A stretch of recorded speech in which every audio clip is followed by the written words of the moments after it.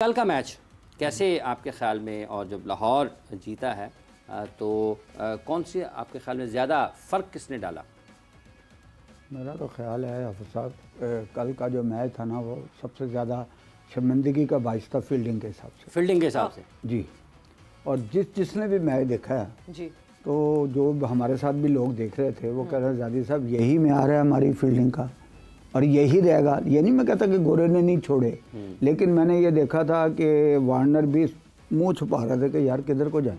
बिल्कुल ठीक है ना। तो ये बेसिकली आप अगर ये समझें कि एक आम टेस्ट सीरीज़ या one day series between different countries और पीएसएल में यही माहौल होता है तो ऐसा कभी नहीं होता, कभी नहीं होता कि ऐसे मैचेस आप देखें। याद होगा आपको, राजा साहब भी माशाल्लाह हमारे साथ पुराने क्रिकेट के साथ रहे हैं।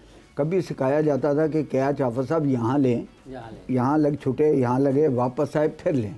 और गेंद पकड़ी जाती थी कि पहले पैर रखें, अगर आपके हाथ से निकल जाए तो पैर पे लगे। अब गोल हो रहे हैं पैरों में से गोल और वो चौके हुए हैं। ठीक है ना। आप किस टाइप की क्रिकेट खेल रहे हैं, आप ज़रा जमा तफरी करके, हाफिज़ जी आप तो माशाल्लाह कैलकुलेटेड आदमी हैं, तो जमा करें कि कितने लाखों के कैच छोड़े।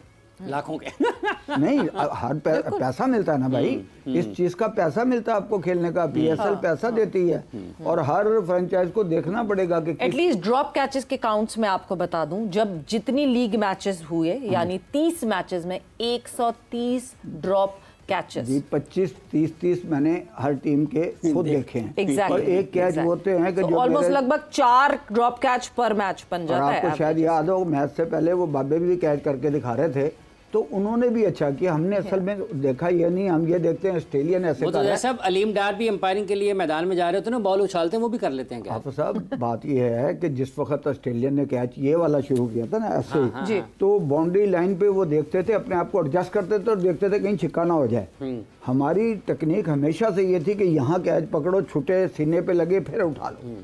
ठीक है। तो हम अभी ऑस्ट्रेलियन ही बने हुए, यहाँ से भी हम छोड़ देते हैं। और आपने कई कैच ऐसे देखेंगे, आपको शर्मिंदगी के वो लड़के छोड़ रहे थे कि जो 200, 250, 200 वनडे खेल चुके, 20 खेल चुके हैं 20 में, तो उनको कम से कम देखे ना। यहीं तो आपके पाकिस्तान के कोचेस को देखना है कि यार नोट करना है, बल्कि कि यार आपने फला जगह कैच छोड़ा और इस अंदाज में छोड़ा और इतना इजी छोड़ा कि ऊपर तो चले, नीचे से अगर गेंद गई तो आप कहीं स्लिप हो गई, घास पर कोई ड्यू था जो कि वैसे ही गर्मी में पसीने निकल रहे थे। तो ये एक बड़ी अफसोसनाक क्रिकेट थी फील्डिंग के हिसाब से। बिल्कुल। बाकी आपने मैच देखा तो अब्दुल्ला शफीक जब सेलेक्ट हुए थे ना इत्तेफाक से सेंट्रल पंजाब में, मेरे साथ ही थे वो।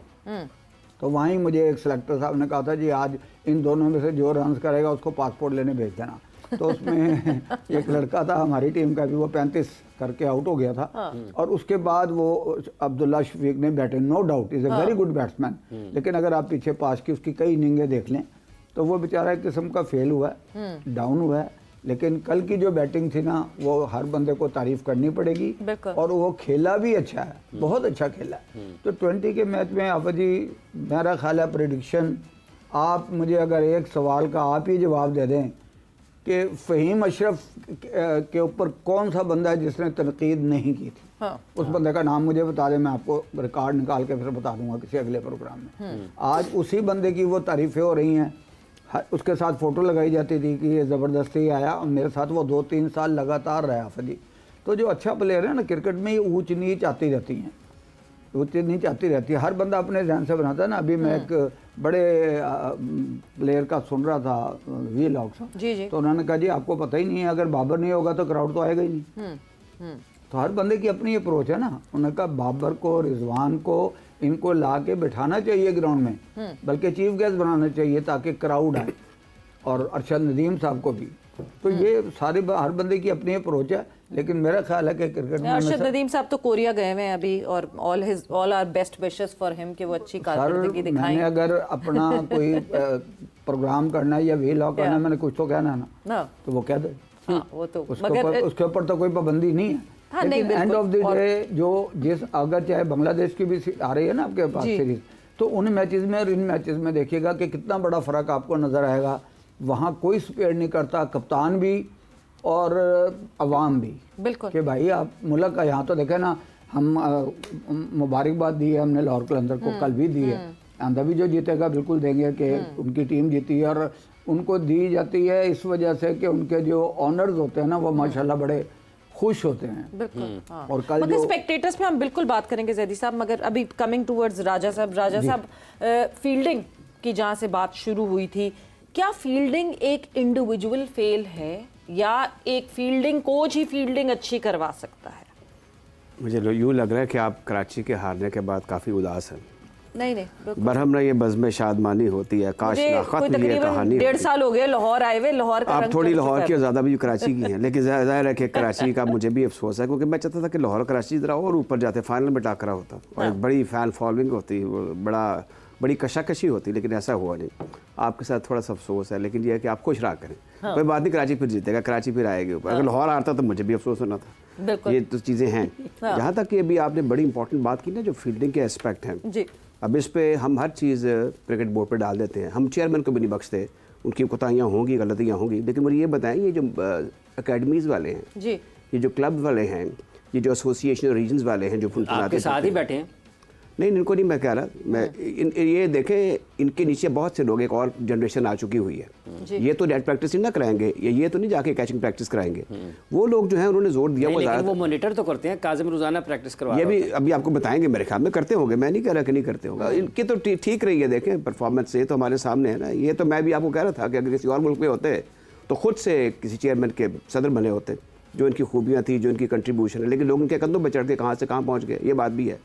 अब सवाल सिर्फ मैं टेस्ट क्रिकेटर्स की बात करूँ, देखें ना, कंधों पर चढ़ के टेस्ट क्रिकेटर बनता है ना। अच्छा। ये उनको पाकिस्तान की टीम में लेकर आते हैं, उनको कप्तान बनाते हैं, रज़ाक जैसा शोर है, फाक ऑलराउंडर, इनकी क्लब की पैदावार है, तो इनके हाथों से बन के ये सब चाहिए ना, ये कोई आसान काम नहीं होता एक्सप्लोर करना।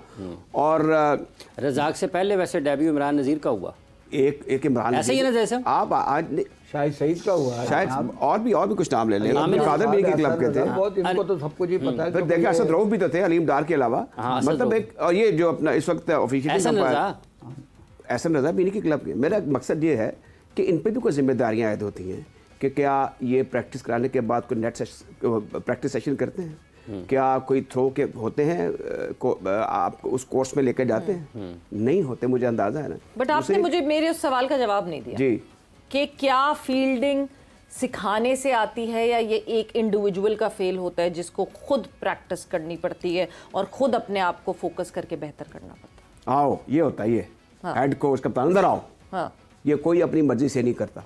ठीक, मैं आपको छोटी सी मिसाल देता हूँ, इस उम्र में भी मुझे यूँ लगता है कि मेरी कोचिंग जैक वॉश और ख़ासतौर पे जूलियन बीनर ने ठीक की थी, मैं उसके असरात मेरे पे अभी भी हैं। सिंपल 10 दिनों का गद्दाफी स्टेडियम में ज़बरदस्त किस्म का सेशन हुआ था, रमीज़ राजा अंडर-19 खेल चुके थे, तो ये कोई कुदरती तौर पे कोई बड़ी शानदार 80 की दहाई के शुरू की बात है, कहीं गालिब लेट 70s राइट, मैं अंडर 17 था उस वक्त, तो ये इतनी ज़बरदस्त एक्सरसाइजेज थी, कम ऑन, खुद वो यंग था वो कोच, कोई खलीफा टाइप नहीं था, he was 22 year old, later he become the part of, जैसे मैंने पहले बताया, the Australian side toward Pakistan in early 80s, तो यहाँ लाहौर में 96 रन किए थे, बड़ा पावरफुल हिटर था, यंग मैन था।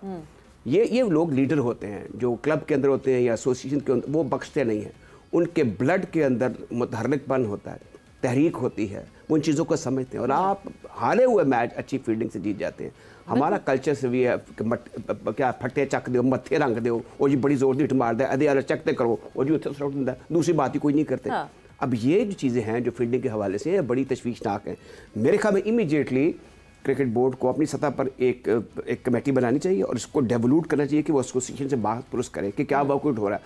आपने जो अंडर 19, अंडर 15, अंडर 17 इसमें क्या वो एक कमरा काफ़ी है एसोसिएशन से पूछने के लिए, डायरेक्टर डोमेस्टिक का वो काफ़ी है, चले एक वो कमरा भी काफ़ी है, चले उसको भी छोड़ दें, मैं समझ तो नहीं। जो एसोसिएशन का प्रेसिडेंट है ना, वो बड़ा पावरफुल आदमी होता है, वो आजकल कोई नहीं होता पावरफुल रवे डिसीजन तो कर। अब मुझे बताएं, नहीं मुझे बताएं, अब हमारे दोस्त हैं लाहौर के प्रेसिडेंट, हमारे दोस्त हैं, मुझे पता है उनके इर्द गिर्द लोग ऐसे हैं जो इन चीज़ों को समझते हैं। अगर हमारी बात सुन रहे हैं तो आप कह जी ये हम कैंप लगाने लगे, इसमें सुबह सिर्फ और सिर्फ फील्डिंग सेशन होगा। राजा साहब 4 गवर्निंग बोर्ड के रुकन हैं जो कि रीजनल सदूर हैं, एसोसिएशंस के सदूर हैं, वो जनाब यहाँ पर रीजनल प्रेसिडेंट और बात है, गवर्निंग बोर्ड का मेंबर ना वो पीसीबी के नीचे दफ्तर से ना वो मना कर देते हैं, उत्ते आ रहे हैं थल्लों पे जो वापस, कौन सी यहाँ पे ताकत है? इसका मतलब ये है, आज मैं हाफिज साहब एक आपको पता रेडियो प्रोग्राम करता हूँ, तो मैंने मंटो पार्क की तारीख के ऊपर ना एक छोटा सा एक राइटअप खुद ही लिखा कि उसमें कौन से खिलाड़ी वहाँ पे खेलते थे। सारे जो इंडिया ऑल इंडिया फेम के लोग थे वो सिर्फ एक जगह पर खेलते थे, वो था मंटो पार्क, जहाँ पे अब सुना है कि ख्वाजा नदीम अहमद साहब ने मियां नवाज शरीफ साहब से मुलाकात की और वो दोबारा सिलसिला शुरू होने वाला है। ऐसा क्रिकेट बोर्ड है ये, यहाँ पे 6 ग्राउंडों के क्लबों के नेट लग रहे हैं, उसको लपेट भी रहा है साथ साथ। अच्छा, अब ये भी